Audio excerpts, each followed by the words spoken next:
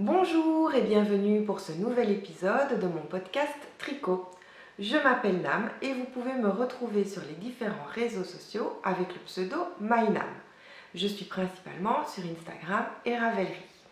J'ai également un blog mynam.com sur lequel vous pourrez retrouver un article avec tous les liens utiles de cette vidéo.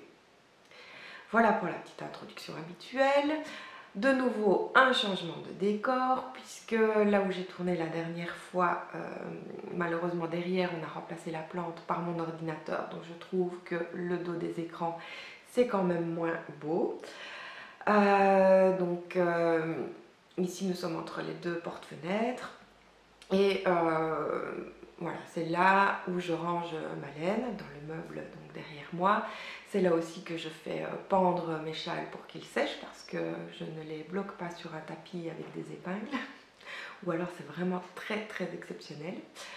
J'ai ma pelotonneuse juste là et j'ai un très joli tableau. Donc là vous en voyez un petit bout. C'est un tableau peint par mon beau-frère qui est artiste peintre donc à Paris et qui me l'avait offert pour un Noël. Donc ça c'est pour le nouveau décor. Ensuite, mon mari est parti, nous sommes le lundi 10 février. Les chiens sont avec moi, donc j'espère qu'ils ne vont pas faire trop de bruit.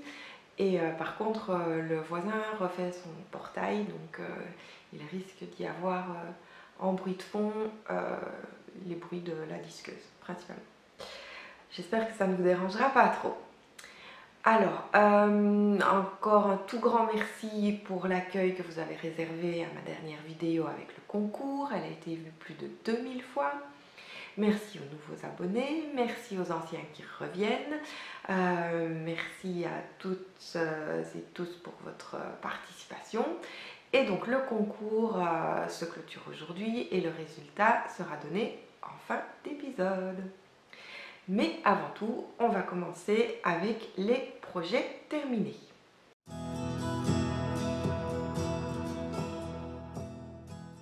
Le premier projet terminé, c'est le châle Gloria de Mademoiselle Petroni. C'est un modèle en français et en anglais qui est payant à 6,20 € et il faisait partie d'une box du chat qui tricote. Donc, je l'ai commencé en juin et je l'ai terminé en janvier, donc il a fallu pas mal de temps. Et en fait, c'est parce que nous étions plusieurs à le tricoter et j'ai attendu donc Mélanie pour avancer le mien en parallèle du sien. Sauf que début d'année, j'en ai eu marre de voir ces temps courts qui traînaient et donc je l'ai terminé. Bon, elle n'est pas très loin derrière moi puisqu'elle en est déjà à la bordure finale. Alors, j'ai utilisé donc les fils qui étaient vendus dans la box. Il y a tout d'abord la Cowgirl Blues, donc la Merino Twist qui fait 150 mètres pour 50 grammes et le coloris c'est Céladon. Voilà, c'est du 100% laine. Et ensuite dans la box, le deuxième fil c'est toujours de la Cowgirl Blues, mais cette fois c'est du Merino Lace Single, 300 mètres pour 50 grammes. Voilà, toujours 100% laine, mais cette fois c'est un fil single. Donc, le coloris Céladon, c'est une couleur que j'adore. Donc, difficile de la rendre à la caméra. Si ça veut bien faire le point. Non. Non. Bon. Donc, il me reste en Merino Twist pas grand chose. Hein. Je crois que ça doit faire 4 grammes, quelque chose comme ça. Décidément, ça peut faire prendre soit la plante, soit mon visage. Ah, voilà. Et la lace, voilà ce qu'il en reste. Donc, Merino Twist, pardon. Hop, deux petites boulettes et la lace. Voilà, donc vraiment pas grand chose. J'ai bien optimisé mes pelotes. Au total, j'ai utilisé donc 564 mètres de la lace et 280 mètres de la Merino Twist. Donc, je vais vous montrer tout de suite ma version. À l'endroit si possible. Donc voilà, alors évidemment quand je l'ai lavé il était un peu plus large. Il s'est un peu rétracté depuis parce que je l'ai quand même pas mal porté déjà. Donc il était terminé lors du dernier épisode, mais il était en train de sécher et comme j'avais pas mal de tricots à vous montrer, je ne vous l'avais pas présenté à ce moment-là. Donc il est très très long. Voilà.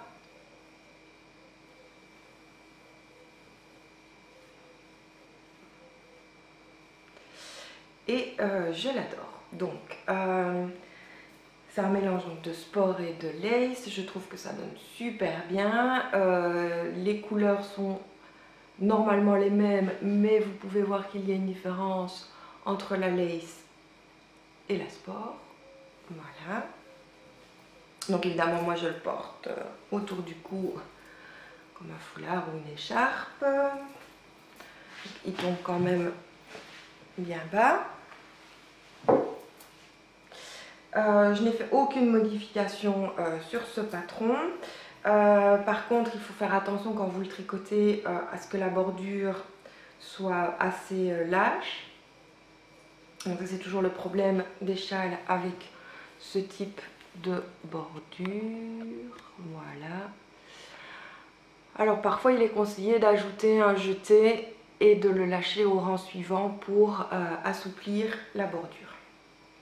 Alors, on commence par le milieu du haut.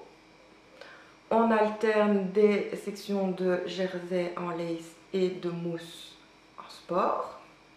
Ensuite, il y a une dentelle avec des feuilles, d'abord en sport et puis 2 fois en lace. Et puis alors une petite bordure. Donc là, je vais essayer de vous la montrer aussi, la petite bordure. Donc la petite bordure, voilà. Ce sont des côtes torse 2-2, mais qui ne sont tricotées que sur le rang endroit. Et puis alors un rabattage souple. Donc voilà pour ce projet que j'aime beaucoup. La laine est vraiment très agréable à travailler. Les deux sont agréables à travailler. J'aime autant l'une que l'autre. Bon, moi j'avoue j'aime bien la single et j'aime bien la lace, même si c'est vrai que je ne la travaille pas énormément parce que c'est quand même en général un peu plus long pour les châles en lace. La qualité que j'affectionne c'est la laine juste au-dessus, la fingering. Mais bon voilà, c'est quand même très agréable. Donc c'est mon premier projet je pense en Cowgirl Blues, mais certainement pas le dernier puisqu'il y aura aussi une autre box du chat qui tricote avec la Sport, la Merino Twist. Et j'ai racheté 2 écheveaux de lace pour j'espère m'en faire un pull. J'ai quelques idées mais rien de concret pour le moment, ça peut encore changer. Le patron est très bien expliqué, il y a plein de diagrammes que vous pouvez suivre, mais également les explications de la dentelle au rang par rang. Voilà pour ce premier projet terminé. Le deuxième et dernier projet terminé à vous montrer aujourd'hui, c'est le pull Ground Paper de Suvissimola. C'est un modèle payant, il est à 6,20 € et il est en anglais. C'est celui que je porte, donc voilà, c'est normalement un pull en fade.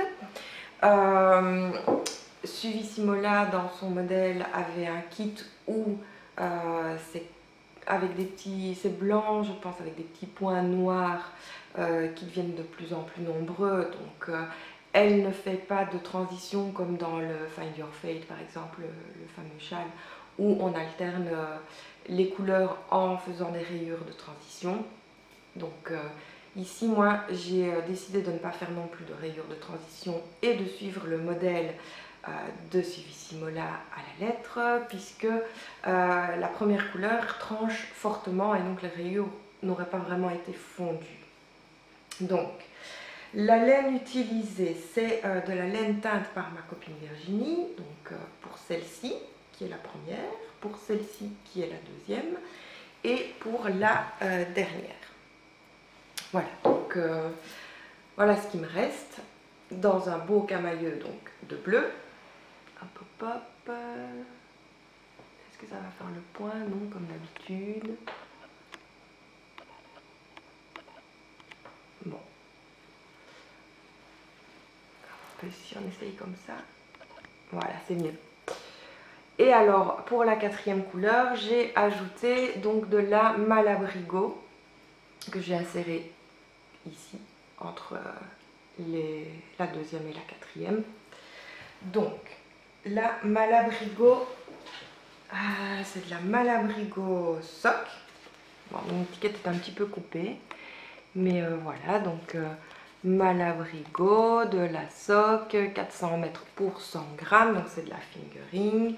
Et le coloris, c'est Reflecting Pool. Bon, évidemment, ça ne va pas faire le point non plus, hein. Aujourd'hui, ça a décidé que vous verrez flou. Donc, de très jolies couleurs qui vont très bien ensemble. J'ai utilisé 1125 mètres au total. Donc, ce que j'aimais bien, c'est que c'est une encolure en V qui est tricotée en côte. J'ai fait des côtes normales, je ne les ai pas fait torse cette fois. Donc, voilà. Ça se tricote en aiguille 3,50 et 3 pour les côtes.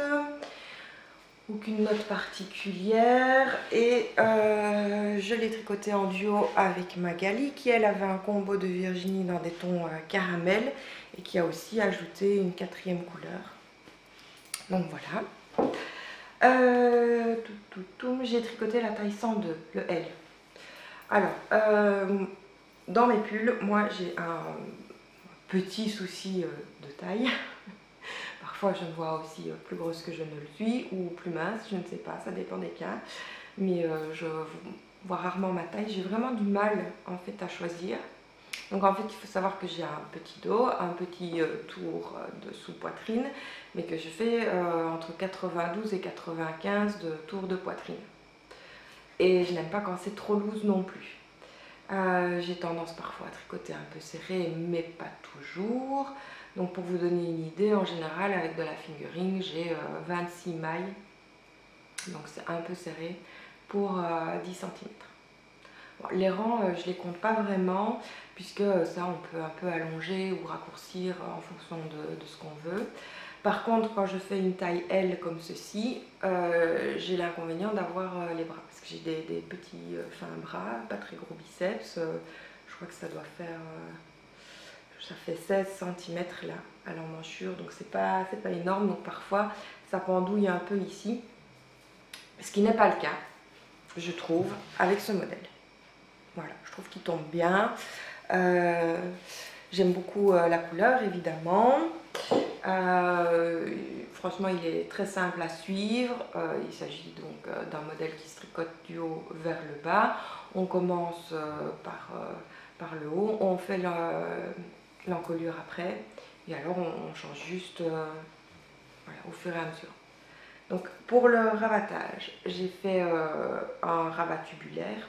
Je trouve quand même qu'il est moins élastique que par exemple Jenny's Surprisingly Stretchy Bind Off. Donc voilà, ça se voit surtout sur le bas du pull qui a tendance à blouser un peu du coup plutôt que de rester bien droit. Mais bon, c'est pas gênant. C'est vrai que je trouve que ça fait une jolie finition. Malheureusement, voilà, j'aime moins quand c'est un peu trop serré, donc je sais pas si je le referai sur les autres, même si la bordure, bah, finalement, c'est très joli. J'ai quand même réussi à le faire un peu plus lâche pour l'encolure. Donc j'avais commencé en octobre, je l'ai fini en janvier. Comme je vous ai dit, j'ai eu quelques petits soucis fin d'année, donc le tricot a avancé, je pense, un petit peu, parfois un petit peu moins vite que prévu, à part pour la robe d'Halloween. Mais sinon, je prends un peu plus mon temps. Et là, comme ça, vous saurez tout. J'ai également recommencé à travailler un petit peu de la maison, donc j'ai un peu moins de temps pour le tricot. Voilà, c'est tout pour les projets terminés. On va pouvoir passer aux projets en cours.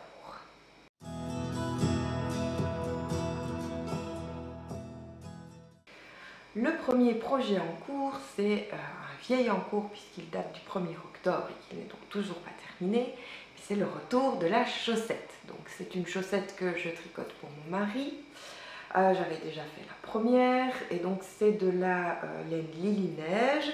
En fait cet été Lily Neige avait fait un appel à l'aide parce qu'ils éprouvaient quelques difficultés et donc on pouvait soit faire un don soit passer commande. J'ai choisi de passer commande. J'avais toujours voulu essayer leur fil sans jamais avoir eu l'occasion. Je me suis dit bah là en plus je les aide, autant en profiter.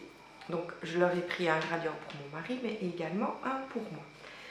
Alors, c'est donc, voilà l'étiquette, Lily Neige, c'est de la fingering, 50% mérino, 20% nylon, 30% baby alpaga, et le coloris pour mon mari, c'est Jellyfish. Voilà, donc, cette première chaussette a été tricotée comme d'habitude en commençant par la pointe. Cette fois-ci j'ai fait un talon renforcé parce que je trouve que finalement il tient mieux dans la chaussure, ça glisse moins. Et j'ai terminé avec des côtes torse. Donc, rien de bien compliqué. Sauf que quand j'ai voulu prendre la seconde, que voici, je ne me souvenais plus de ce que j'avais fait. Et évidemment je n'avais pas pris de note. Donc il se trouve que j'avais suivi la recette. Une recette où on commençait avec 16 mailles à la pointe et que sur la deuxième, je n'en ai tricoté, je n'en ai monté que 12 sur chaque aiguille. Donc, voilà. Il y a une petite différence à la pointe, comme vous pouvez donc le voir. Bon, c'est pas très gênant, hein, c'est la pointe, personne ne le verra. Donc, je pense que j'avais suivi la recette du socmaticien mais avec plus de mailles. Je ne sais pas comment j'avais fait mon compte. Me semble-t-il. Parce que dans sa recette, il parle de pouvoir faire le talon renforcé avec un fil contrastant. Bon. Du coup, après, j'ai vu comment on faisait. Et celle-ci, je vais les tricoter suivant la recette de Chloé Tisserand-Coquet. Le modèle, c'est Bourbon. Donc, ce modèle vous permet de tricoter en français ou en anglais, en commençant par la pointe ou par la cheville. Et il y a différents types de pointes, différents types de talons et différents types de côtes. C'est vraiment une recette un peu universelle. Sauf que dans la recette, le talon renforcé, pour les rangs raccourcis, ce que vous voyez donc juste ici. Voilà. Chez le socmaticien, ce sont des German Short Hose. Et chez Tisserand-Coquet, ce sont des wrap and turn. Sauf que je n'aime pas les wrap and turn. Donc je pense que je vais quand même un petit peu adapter pour faire des German Short Hose. Je trouve que ça fait moins de petits trous et que c'est moins visible quand il s'agit de germer. Donc voilà où j'en suis.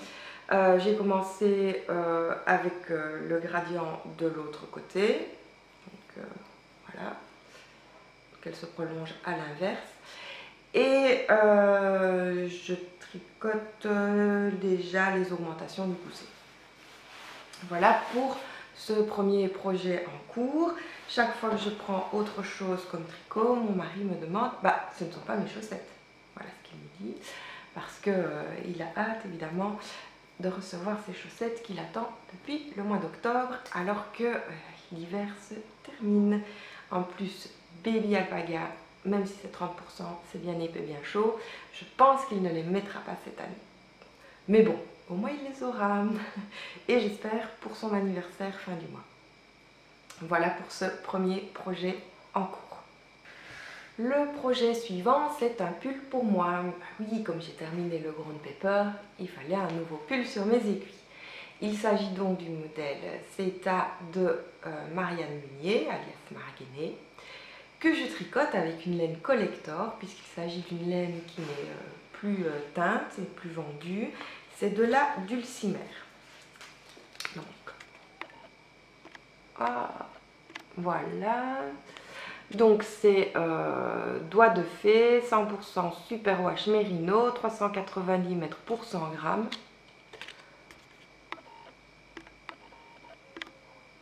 Et c'est le coloris Pluie. Il s'agit d'un gris bleuté. Voilà.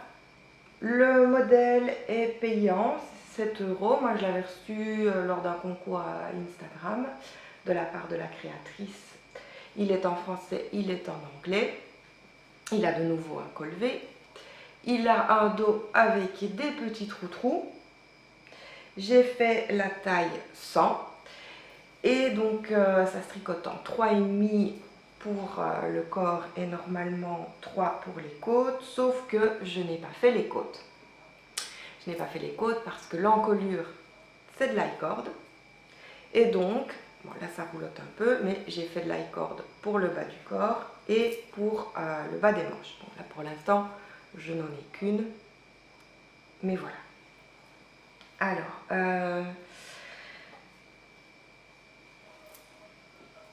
c'est un pull normalement qui se porte un peu loose. Je pense que ça devrait aller. Là, évidemment, quand ça ne roulottera plus, il aura la bonne longueur. Généralement, je fais 40 cm pour les manches à partir de l'aisselle et 40 cm pour le corps, pareil.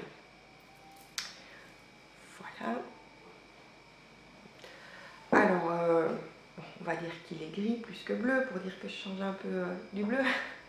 Non, mais normalement, le prochain, il devrait être ni bleu ni gris. Il sera rose. Donc, je mets tout le temps les mêmes 3 couleurs.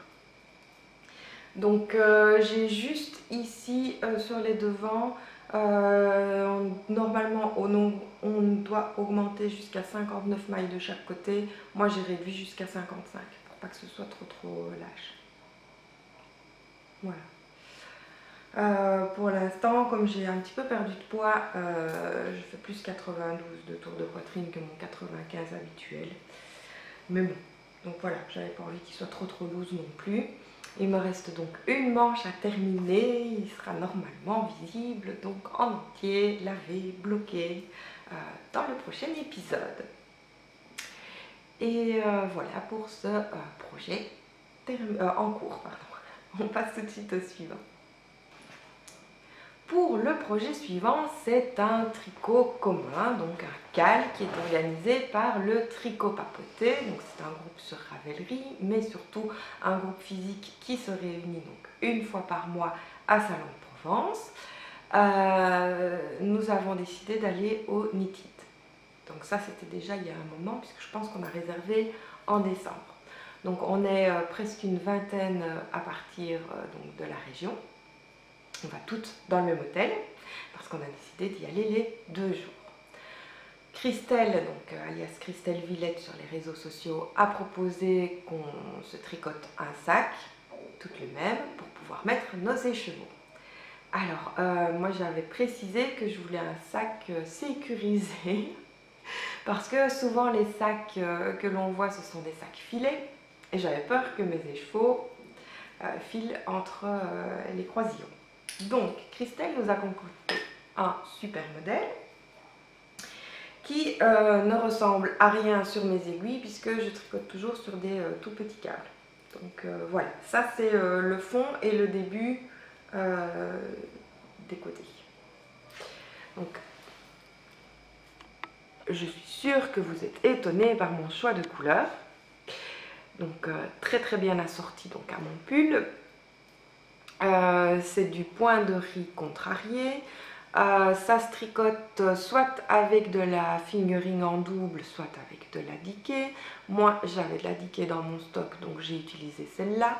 Évidemment, le but, c'est d'écouler des écheveaux qu'on a en stock et qui ne sont pas spécialement de superbes écheveaux, puisque c'est pour un sac. Donc, on ne va pas mettre de la soie ou du cachemire.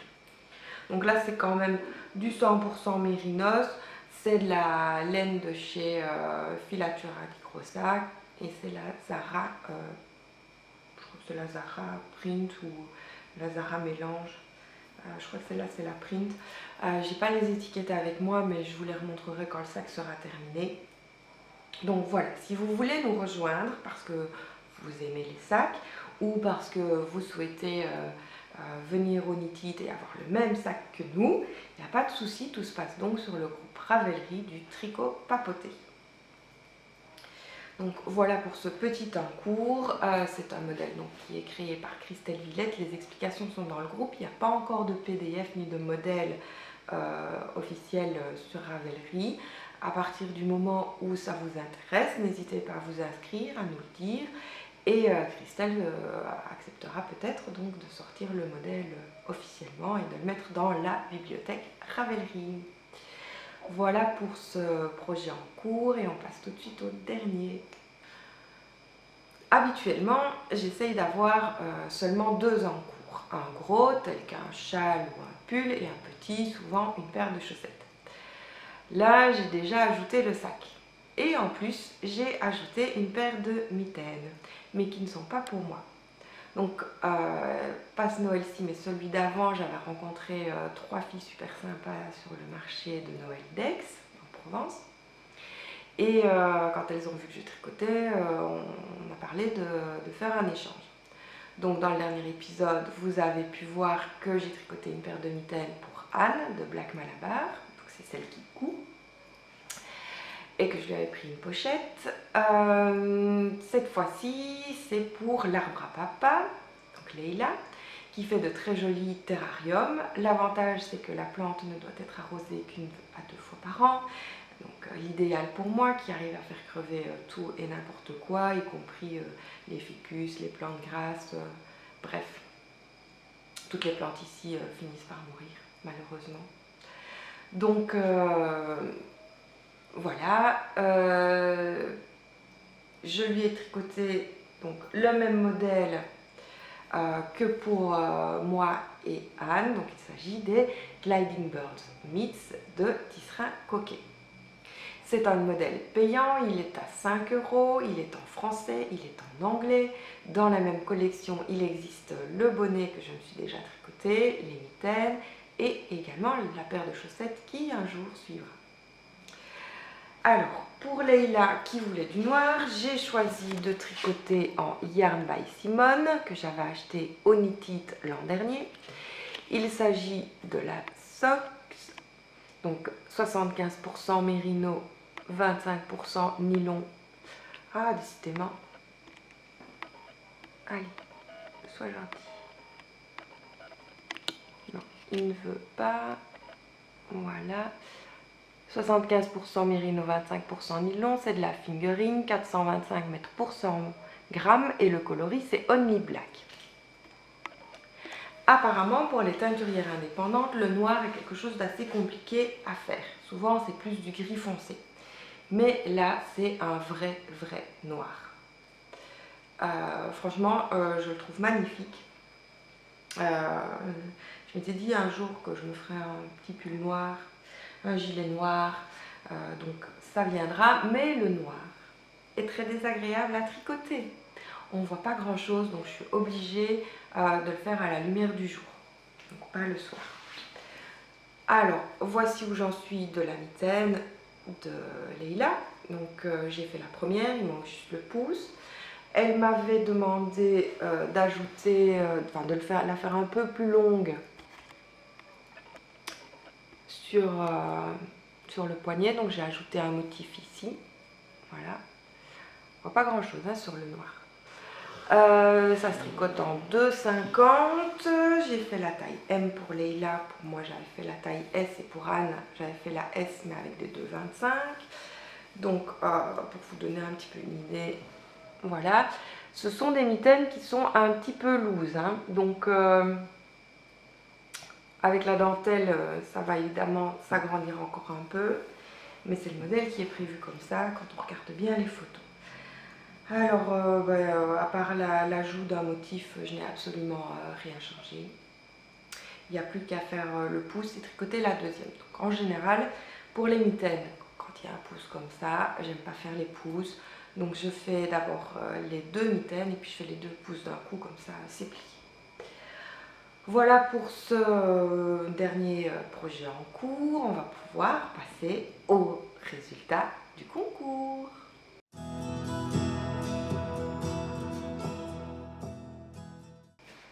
Eh bien, vous avez été 103 à participer au concours et je vous en remercie. Et il y a une personne supplémentaire qui a commenté mais qui m'a dit pas de concours, elle croule sous les projets. Coucou Marie. Donc, j'ai utilisé l'application Random pour faire le tirage au sort. Donc, je vous ai attribué un numéro par ordre de commentaire. Donc, la première a le numéro 1, la deuxième a commenté a le numéro 2, etc. Et donc, le numéro gagnant est le 44. Alors, il s'agit de Monique Tisney. Donc, Monique, tu gagnes ce magnifique écheveau de By Night. Voilà, ça ne veut toujours pas faire le point. Décidément, aujourd'hui, ça aura été compliqué à ce niveau-là. Donc, c'est 70% Merino Superwash, 20% nylon, 10% Stellina, 400 mètres pour 100 grammes. C'est teint naturellement au néprin.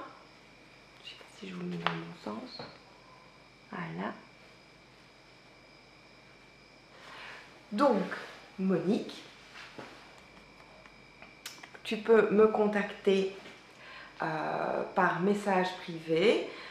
Donc, je te remets mon email, c'est info@mynam.com, ou bien si tu préfères sur Facebook ou Instagram ou Ravelry.